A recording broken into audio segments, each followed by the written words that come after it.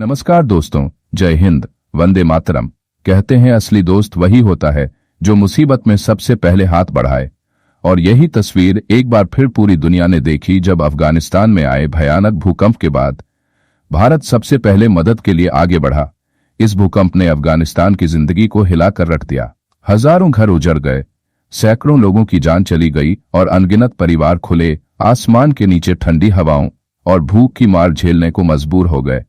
ऐसे वक्त में जब बाकी दुनिया सिर्फ मीटिंग्स और चर्चाओं में उलझी रही, भारत ने बिना वक्त गंवाए कदम उठाया। भारत के विदेश मंत्री डॉक्टर एस जयशंकर ने सीधे अफगान विदेश मंत्री आमिर खान मुत्ताकी को फोन करना सिर्फ संवेदना व्यक्त की, बल्कि यह भरोसा भी दिलाया कि अफगानिस्तान इस मुश्किल घड़ी में अकेला नहीं है। भारत ने तुरंत 1000 फैमिली टेंट्स काबुल पहुंचाए ताकि बेघर हुए लोग कम से कम सिर पर छत तो पा सकें। जरा सोचिए, एक टेंट का मतलब है एक पूरा परिवार रात की ठंडी हवाओं और डर से सुरक्षित। इसके अलावा भारत ने 15 टन खाद्य सामग्री भी भेजी ताकि भूख और प्यास से जूझ रहे परिवारों तक तुरंत मदद पहुंच सके।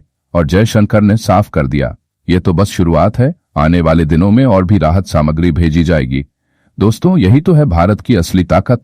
मदद सिर्फ सामान से नहीं बल्कि इंसानियत से होती है।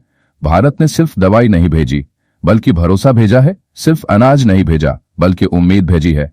लेकिन यहाँ सबसे बड़ा सवाल यह है कि भारत और अफगानिस्तान के रिश्ते इस मदद से किस दिशा में जाएंगे, क्योंकि तालिबान सरकार पर दुनिया भर को शक है, मगर अफगानिस्तान के लोग भारत पर भरोसा करते हैं। क्यों? क्योंकि जब उन्हें दवाइयों की जरूरत थी, भारत ने दी। जब वैक्सीन की जरूरत थी, भारत ने भेजी। जब भूखमरी का खतरा मंडरा रहा था, भारत ने गेहूं दिया। यानी संकट के हर मोड़ पर भारत अफगानिस्तान के साथ खड़ा रहा।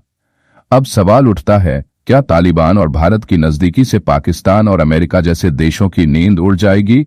क्योंकि पाकिस्तान हमेशा अफगानिस्तान को अपने इन्फ्लुएंस जोन में मानता रहा है, लेकिन अब वहां भारत का कदम दर कदम बढ़ना इस पूरे भू राजनीतिक खेल को बदल सकता है। दोस्तों, आपको याद होगा अशरफ गनी के दौर में भी भारत अफगानिस्तान के बड़े विकास प्रोजेक्ट्स में शामिल था। स्कूल, अस्पताल, सड़कें, डैम, हर जगह भारत का नाम था। लेकिन तालिबान के सत्ता में आने के बाद कई देशों ने अफगानिस्तान से दूरी बना ली, मगर भारत ने रास्ता चुना एंगेजमेंट का, यानी तालिबान से बातचीत कर रिश्तों को मैनेज करना। और यही नीति आज काम आ रही है। दूसरी तरफ चीन भी अफगानिस्तान में अपनी पैठ बनाने की कोशिश कर रहा है।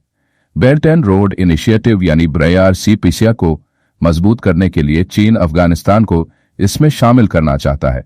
लेकिन यहां भी भारत के लिए एक मौका है, क्योंकि अफगानिस्तान को सिर्फ निवेश नहीं चाहिए, भरोसा चाहिए, और भरोसा उसे सिर्फ भारत से मिलता है। अब जरा सोचिए, अगर अफगानिस्तान भारत के और करीब आता है तो पाकिस्तान की पोजीशन कितनी कमजोर हो जाएगी। क्योंकि एक तरफ उसके अपने इलाके में TTP और तालिबान से टकराव है, दूसरी तरफ अफगानिस्तान भारत के सपोर्ट से मजबूत हो रहा है। यानी गेम पूरी तरह बदलने वाला है। दोस्तों, यह सिर्फ भू राजनीति की बात नहीं है। असली तस्वीर तो उस अफगानी परिवार की है जो अपने बच्चों को ठंड से बचाने के लिए टेंट में पनाह ले रहा है।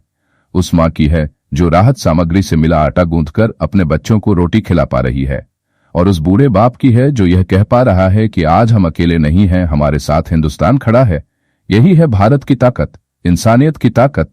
इंसानियत की ताकत, चाहे नेपाल का भूकंप हो, श्रीलंका की सुनामी हो या अफगानिस्तान का यह संकट, भारत हमेशा मदद के लिए आगे रहा है।